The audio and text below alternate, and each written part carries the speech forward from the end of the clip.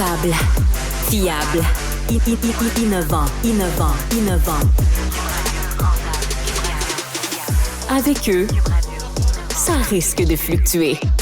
Mais soyez rassurés, vous serez en croissance sur le marché. Francis Gosselin, Philippe Richard Bertrand. Un duo qui prend pas ça pour du cash. Bon matin et bienvenue dans ce nouvel épisode. Philippe Richard Bertrand, il se passe plein de choses dans l'actualité économique. Surprenant. Oui, quand même. 40... C'est le retour bientôt. En fait, les gens commencent à revenir à Montréal. Il y a de plus en plus de monde sur les routes en ce moment. Là. Oui, on le voit bien. Par contre, parmi ces gens sur les routes, il n'y a pas 40 000 personnes qui ont perdu leur emploi dans le domaine de la construction au Canada. Comme on le sait, là, Philippe, avec l'augmentation du taux directeur et donc l'augmentation des taux de financement pour les entreprises, pour les ménages, les taux hypothécaires et tout ça, ça a produit un fort ralentissement dans la construction résidentielle notamment, donc un enjeu d'offre. Puis évidemment, ça se traduit par moins de gens qui vont travailler dans ce domaine-là. Ça fait quand même un nombre important de 40 000 nouveaux postes, en fait, là, qui ont été détruits là, lors du dernier trimestre. Et donc, éventuellement, la question, c'est si on veut mettre fin à la pénurie de logements, comment est-ce qu'on peut remettre, évidemment, ce secteur-là en branle, en activité, et donc, éventuellement, recréer ces jobs-là au Canada. C'est une question qui va certainement occuper beaucoup de gouvernements puis beaucoup de gens à la Banque du Canada dans les prochaines semaines, les prochains mois. L'enjeu, évidemment, c'est que l'augmentation du taux directeur qui fait diminuer les mises en chantier génère une augmentation du taux du logement. Et donc, c'est comme une espèce de spirale infernale là, dans laquelle on se retrouve. Puis d'apprendre que tous ces gens-là perdent leur emploi, évidemment, c'est pas une très bonne nouvelle. La partie plus excitante, c'est qu'ils vont se retrouver un emploi probablement assez facilement là, dans d'autres secteurs. Ça continue d'être un secteur, un marché de l'emploi qui est très, très tendu. La affaire, c'est Canada. que, il ne faut pas se cacher, le secteur de la construction, les gens sont quand même très bien payés. Là. C'est des emplois qui sont bien rémunérés. En ce moment, je parlais avec un ami en fin de semaine, puis les emplois qui sont à combler, là, puis je ne veux pas généraliser, là, mais il y a beaucoup d'emplois à combler qui sont des emplois à faible revenu en ce moment. C'est en restauration, en boutique, dans des grandes surfaces, etc. C'est pas là que tu gagnes des grands salaires. Chose certaine, le même ami qui est en ce moment, qui est lui-même dans la construction, dit que c'est la première fois en 5 ans qu'il devait slacker du monde. Ça fait 5 ans qu'il est en forte croissance. Ça fait 5 ans qu'ils font du maraudage entre employés, entre employeurs. Et là, paf, les mises en chantier sont vraiment à la baisse. Puis là, il a slacké pour la première fois du monde. Puis tu sais, quand tu as bâti ton équipe, moi-même, je l'ai fait là, dans mes entreprises. Là, tu bâtis ton équipe, puis il faut que tu laisses aller du monde parce que les contrats sont juste pas là. C'est pas parce que t'es pas bon. Il y a juste pas de mise en chantier. Ouais, je comprends. Mais c'est encore une fois, c'est assez inquiétant. Puis je me demande s'il va pas se passer dans la construction un peu ce qu'on a vécu pendant la pandémie avec la restauration ou l'hôtellerie. C'est-à-dire que tu laisses aller les gens, Philippe, puis éventuellement, il se trouve quelque chose dans un autre secteur. Et donc là, c'est ton travailleur de la construction qui avait possiblement une spécialisation. Est-ce que lorsque l'activité va reprendre, tu vas pouvoir le retrouver ou est-ce qu'il va être rendu dans une autre industrie complètement? En fait, tu connais bien le domaine des hôtels, l'hôtellerie, mais bon, c'est pas la même chose, mais les hôtelleries, là, quand la pandémie est arrivée, là, ils ont perdu beaucoup de leurs employés. Ces gens-là, comme je dis, se sont requalifiés dans d'autres choses. Donc là, ils reviennent plus. C'est pas qu'ils reviennent plus chez toi, ils ont quitté l'industrie. Et donc, la question qu'on peut se poser, c'est est-ce qu'il va se passer la même chose avec la construction? Puis le moment où l'activité va reprendre, est-ce qu'on va avoir la main-d'œuvre, les ressources nécessaires pour relancer la machine, puis évidemment atténuer la crise du logement? C'est une très bonne question. Deuxième sujet, Philippe? Oui, en fait, nouvelle qui a attiré mon attention, bon papier de Francis Alain, notre collègue au Journal de Montréal d'hier. Qui est en vacances, Francis Alain. On le salue. Où qu'il soit, mais on aurait aimé l'avoir avec nous. Il fait des papiers en vacances comme ça, c'est la magie. C'est ça, la magie de ChatGPT, probablement, c'est ça. Juteux contrat de 80 millions pour la jeune pousse. Ben, pas la jeune pousse, c'est pour Stingray quand même. Je pense qu'ils font 400 millions de chiffre d'affaires par année. On est très loin de la jeune pousse. Entreprise de Montréal. En fait, ce qu'ils vont faire, c'est qu'ils vont équiper la musique dans les voitures chinoises, les BYD. Donc, le Build Your Dreams, qui est comme le Tesla chinois. OK? C'est des voitures électriques. C'est voitures électriques. Ce qu'on apprend dans l'article... Peu cher. Oui, c'est ça, qui sont supposés de casser le marché. Mais ce qu'on apprend... ou casser tout court. Oui, c'est ça. Ça, c'est l'autre affaire. Mais ce qu'on apprend de super drôle dans l'article, en tout cas, moi, j'ai trouvé ça drôle, c'est que l'entreprise chinoise comprenait pas pourquoi il fallait payer des droits d'auteur sur la musique. Tu sais, c'était comme, pourquoi on fait pas ça, nous? Puis, tu sais, ils ont dû les éduquer qu'en Amérique du Nord, tu peux avoir des amendes pour avoir utilisé de la chanson. Tu sais, c'est des grosses amendes. C'est plus de 20 000 par chanson, par utilisation. Alors, j'ai un contrat. Puis, bon, Éric Boyko, qui en est le président, semble pas s'effrayer là, de l'arrivée de ce joueur. D'être payé ou pas, en fait, c'est ça. Là, parce qu'évidemment, actuellement, il y a quand même beaucoup de mauvaise presse, disons, autour des relations canado-chinoises ou américano-chinoise, donc à savoir. En même temps, je pense, contrairement à d'autres industries, Philippe, je veux dire, puis je trouve beaucoup de respect pour M. Boyko puis Stingray, mais il n'y a pas un risque nécessairement. Ils investissent pas dans des machines, tu vois, c'est vraiment une entente de cession de droit, donc tu sais, j'ai pas l'impression que si, mettons, le client, il paye pas, tu fais juste lui couper son truc, tu sais, c'est... Ouais, mais ils vont-tu, tu sais, une fois que la musique est dans l'auto, vont-tu pas couper? Moi, les plus grands perdants là-dedans, c'est sûr que Stingray serait très perdant, mais c'est les musiciens, les auteurs, compositeurs qui font une fraction, ils font des peanuts là-dessus. Le projet de BID, comme ça s'appelle, je pensais que c'était BYD, mais en tout cas, peu importe. Leur projet, c'est de venir en Amérique du Nord. Et donc, le jour où tu as commencé à avoir des voitures en circulation ici, je pense que c'est déjà possible d'en commander, d'ailleurs, Philippe. Puis c'est quand même, tu parles de Tesla, là, mais c'est comme la moitié du prix, là, tu sais. Puis même par rapport à Hyundai... juste avoir ton sourire, c'est sûr que tu vas en acheter une juste pour l'essayer. C'est pas... Je trouve pas le design... tu sais, je pense qu'ils ont passé un petit peu moins de temps à raffiner les courbes, on va dire ça comme ça. Mais tu vois, pour dire que le jour que ça vient ici, Phil, ils peuvent plus se permettre, justement, comme tu dis, de télécharger la musique dans le char puis de couper les ponts. C'est-à-dire que une fois que tu es installé au Canada, en Amérique du Nord, tu dois travailler avec les règles d'ici. Donc, forcément, ça veut dire que tu payes de manière continue pour l'accès à la musique, au contenu, etc.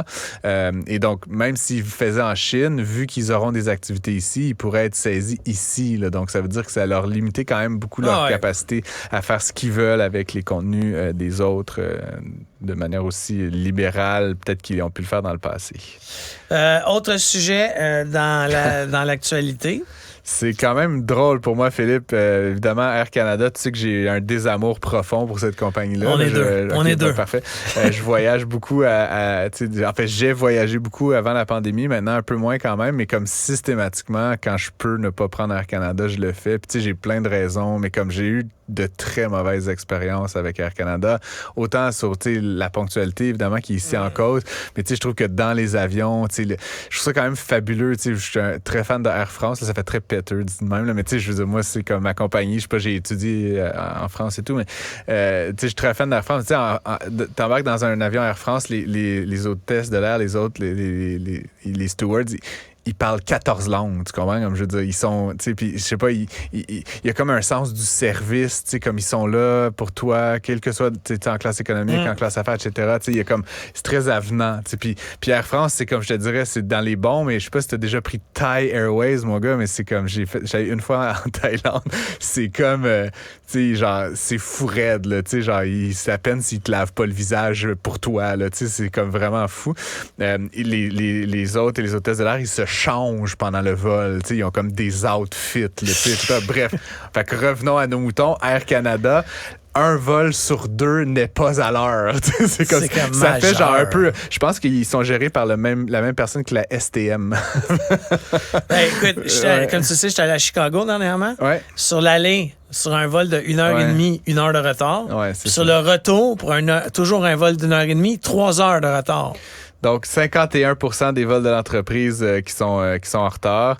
Évidemment, l'entreprise dit s'être améliorée par rapport à l'an dernier. Je sais pas si on devrait rire ou pleurer, Philippe Richard-Bertrand, mais évidemment, ils invoquent là, qu'il y a des enjeux de capacité, des enjeux de personnel, et puis ensuite, l'autre élément que je voulais juste peut-être partager avec toi, Phil, qui est un petit peu rigolo, c'est qu'en même temps, au dernier trimestre, Air Canada affiche un bénéfice net en forte hausse. Fait que, il doit avoir des avantages monopole. En fait, ils ont le monopole. Ils n'ont pas le monopole. Tabarouette, je m'en vais au Texas là, au mois de septembre. Canada, du moins. Non, mais au Canada, du moins, c'est vraiment dur. Ah, interne. Ouais, c'est vraiment pas. Il y a quand même WestJet. Il y a quand même mais il y a beaucoup moins de transporteurs qu'on connaît. Là, comment ça s'appelle? Le Chronos Aviation. Puis c'est quoi l'autre? Le Pascan. C'est pas un monopole. Mais bref, ça pour dire, bénéfice net de 838 millions de dollars, soit une amélioration par rapport à il avait subi une perte à pareille date l'année dernière. Donc, grosso modo, c'est payant de ne pas être à l'heure, Philippe Richard-Bertrand. Donc, si vous avez un conseil qui sort de cette émission, soyez toujours en retard. Vous allez faire beaucoup d'argent. Là. C'est Francis Gosselin qui vous le dit. Puis, on aura l'occasion, Philippe, je pense, d'en débattre là, éventuellement à l'émission. Mais moi, je suis de l'avis que, vu ces deux nouvelles-là côte à côte, pire compagnie en Amérique du Nord, forte augmentation du bénéfice, je pense qu'il y a peut-être quelque chose d'un peu brisé là, dans le système aérien canadien, nord-américain. Puis certainement qu'on devrait peut-être envisager, là, même si ça commence à se faire tranquillement, mais des peines plus sévères pour les transporteurs qui sont pas capables de respecter leurs engagements. Parce que là, éventuellement, je pense qu'il y a quelqu'un qui paye là-dedans, puis c'est le consommateur, là, par son temps, par son désagrément. Quand il y a des vols, t'es en retard, des fois, tu manques ta connexion, tu dois te payer un hôtel. Puis oui, il y a quelques petites règles là, pour encourager les transporteurs à compenser, mais je pense que c'est insuffisant. Puis je t'inviterai à en débattre là, plus tard à l'émission, assurément dans les prochains jours. Autre nouvelle, TVA Nouvelle nous apprend que l'entreprise Pharmalab met à pied 170 employés dans la région de Lévis pour une durée indéterminée. Qu'est-ce qu'ils font, Pharmalab? En fait, ils font des médicaments génériques. Ça fait plus de 70 ans que l'entreprise existe. Ça a été créé par un Québécois. Je ne sais pas toujours si c'est lui qui est à la tête de cette entreprise-là, mais ce qu'on apprend par TVA là, tout ce matin, là, c'est que c'est 170 employés. Puis ça a été fait de façon extrêmement cavalière, là, avec une lettre, pas d'annonce de la direction. Chose qui est un peu bizarre, c'est que vendredi, il y a un de mes amis qui a comme mis la publication d'une autre personne dans LinkedIn qui cherchait un job. Okay. Qui disait, tu sais, je veux changer de domaine. Puis la personne était de Pharmalab. Okay. Quand je suis allé voir, vendredi de cette semaine, de la semaine passée, il y avait 3-4, des employés bien payés, là, des chargés de projet, qui cherchaient un nouvel emploi, mais j'avais pas fait le lien, mais là, on sait pourquoi. 170 employés qui ont été coupés de façon cavalière. J'essayais de trouver, Phil, pourquoi ils décident de fermer comme raison ça. économique et pérennité de l'entreprise, c'est ce qui aurait été dit dans la lettre. Bon, ça veut dire augmentation des taux d'intérêt, peut-être des commandes qui sont pas au rendez-vous. Mais il y a une augmentation des faillites en ce moment, Francis. On en a déjà parlé dans d'autres segments. Septembre va être très, très, très chaud parce qu'en plus, pendant ton été, il y a beaucoup d'entreprises du type corporatif là, ou dans le B2B, dans certains domaines, ça roule moins. Ce qui veut dire qu'au mois de septembre, t'attends des encaissements de tes clients qui sont pas là parce qu'il n'y a pas eu de vente. Ça risque d'être très, très chaud la rentrée de septembre. Bon, ça aurait été une belle opportunité d'appeler des consultants en stratégie, je dis ça de même, mais en tout cas, écoute, too little, too late, comme on dit en bon français. Dernière chose, Phil, qui m'a un petit peu fait rigoler, mais en fait, il ne faut pas rigoler, mais c'est le gouvernement Legault là, qui annonce qu'ils vont créer une nouvelle agence dans le ministère des Transports pour gérer les grands projets routiers et de transport collectif. Ils sont déjà 8000. Hein? Ouais, moi, je trouve juste que, tu sais, entre, mettons, Madame Plante, la STM, l'ARTM, EXO, la CDPQ, le ministère des Transports, ta tante, mon mononcle, Johnny qui est là dans la rue ici sur Berry, ça commence à faire beaucoup de monde là, qui sont responsables de gérer le transport en commun. Et étonnamment, bon, thank God, on a le REM, là, mais sinon, tu sais, je veux dire, il s'est pas fait grand-chose là, en termes d'avancées majeures en matière de transport en commun. On a fait des belles pistes cyclables sur Saint-Denis, là, petit fanion, là, puis... Mais, tu sais, je veux dire... Non, mais l'état des routes est catastrophique. C'est pas juste les routes, Phil, c'est comme... Nos infrastructures. C'est comme si, tu sais, comme tu dis, il y a des milliers d'employés dans ces ministères-là. Que font-ils? Non, mais en fait... Puis, comme je te dis, ça, c'est le ministère, mais il y a la RTM, il y a la STM, prenons le ministère de la Santé, il y a plein d'autres organismes qui veillent au transport en commun. Ça, mais on est en train de faire, by the way, la même chose en santé. Là. On a créé une super agence, mais tu sais, quand ça marche pas dans ta maison, avant de construire une autre maison, là, tu peux-tu faire le ménage dans la maison?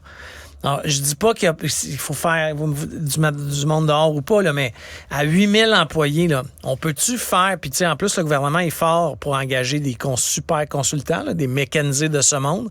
On peut-tu faire un méchant travail de voir qu'est-ce que les 8000 employés font? Mais il me semble que c'est beaucoup de monde pour avoir des routes dégueulasses, des infrastructures. Hey, T'es dur quand même. Ah non, écoute, tu trouves que les routes sont pas dangereuses? Moi, je me prenais en trottinette électrique, puis je trouve que tout va bien. Je contourne les nids de poules. Hey, écoute, je te le dis, moi, dans mon coin, là, une tique, là, dans mon coin de bureau, là, moi, j'ai une fois quand je suis pris dans le trafic, mon fun, c'est d'appeler au ministère des Transports pour dire qu'il y a un il y a un nid de poule. Non, mais il y a quelqu'un qui va se tuer à un moment donné. Moi, je le déclare sur Waze. Oui, mais tu sais, ça aide pas. Mais je suis pas sûr même que le ministère des Transports regarde Waze, mais ça serait déjà quelque chose. Je me dis, mettons, au lieu de créer une super agence au-dessus des super agences, des super agences. Juste réparer les nids de poule. Oui, ou genre, prends-toi un gamin de 18 ans qui regarde Waze.